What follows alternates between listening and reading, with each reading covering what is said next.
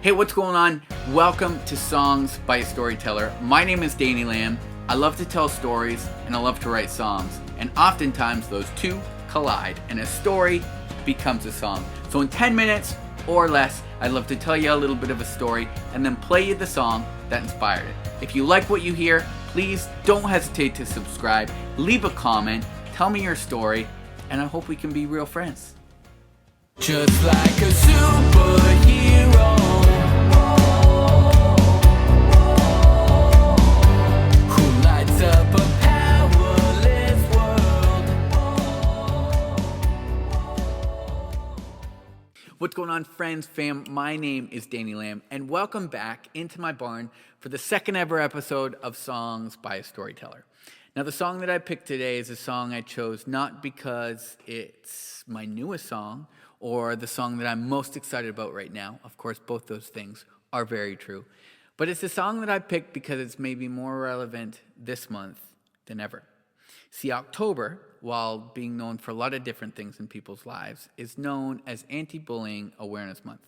And bullying and the issue of bullying is an issue that can affect people locally and globally in so many different ways. The song is called The World Sees, brackets superhero, and it's inspired by a friend of mine, Mario, who knows all too well what bullying feels like, but most specifically, what words can do to hurt people. See, Mario, I met at an incredible event known as the National Playdate in Las Vegas, Nevada, founded by the incredible Ginger O'Dwyer. These events were geared and created to bring folks of all different walks of life, of all different abilities together into one space to create community and empower folks who sometimes might feel lonely, isolated, or disempowered in the world. I remember sitting at the front of the stage at the event as it was getting started, just kind of watching things, watching people come into the room, watching the day start. And I noticed this kid almost right away, and he was first there, and then he was there, and then he was there, and then he was there. He literally made it his goal to talk to everybody in the room before he got to the front of the stage, reached out his hand, said, "Hey, I'm Mario." Of course, I reached out my hand and said, "Mario, what's going on? I'm Danny. I'm from Canada." He hopped up onto the stage and he said, "That's awesome. Can I have the mic?" I kind of chuckled a little bit and first of all thought, I love that you want the mic. Here it is. Second of all, I thought, I love that you have something you want to say, and I'm so excited to hear what you have to say. Well, I've continued to get to know Mario more. I've seen him in Kansas City, been on stage with him in Kansas City, and I've continued to learn a lot from him and a lot about him as well. Mario was born with a couple of different conditions that make different the way he functions from his chest up and make different the way he functions from his waist down. But one of the things that I've recognized in getting to know Mario is just how powerfully he uses the middle of his body, and most specifically, how powerfully he uses his heart. I don't know if I've ever met somebody that just cares about getting people together so much as he does. I don't know if that came naturally from the very beginning of his life, or I don't know if it came through feeling the opposite to that. The opposite to that being that Mario knows what it feels like to be put down for how he looks or what people don't know about him.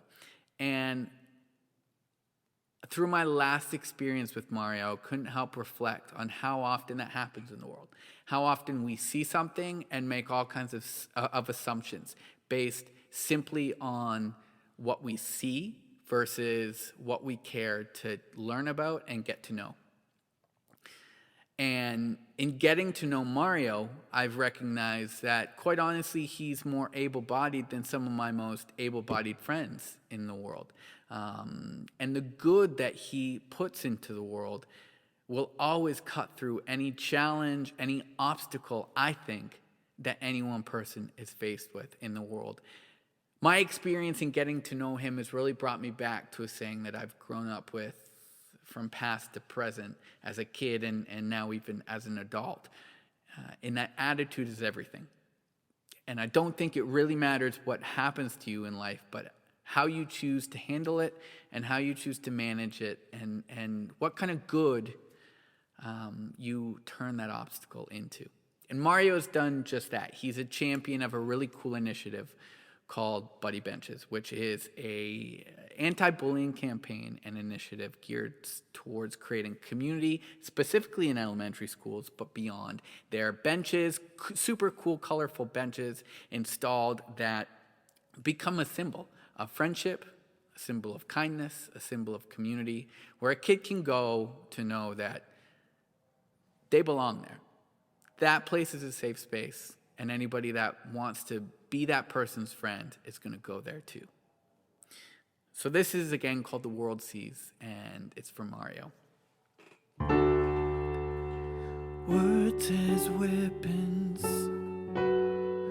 they used to cut so deep and call him names that made him lonely, 'cause he was born different, but with the heart of a champion, just like a superhero. Oh, who lights up a powerless world. Oh, and just like a superhero, he'll change how the world sees. Misunderstood,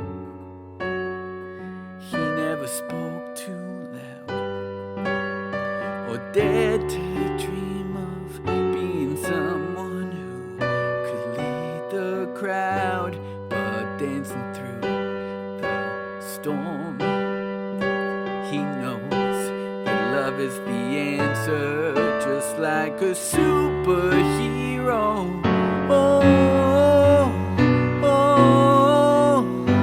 Who lights up a powerless world. And just like a superhero, he'll change how the world sees. 'Cause we all want to feel wanted, and we all need something real to fix the hurt and raise us up in glory. Someone to show that anyone can be.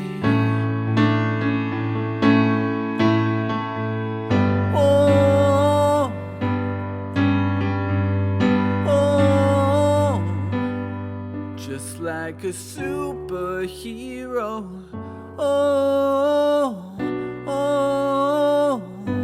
Who lights up a powerless world. And just like a superhero.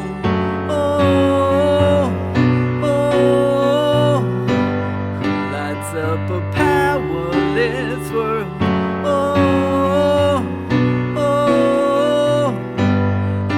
Like a superhero, he'll make you believe. Just like a superhero, he'll rewrite the story. Just like a superhero, he'll change how the world sees. The world sees.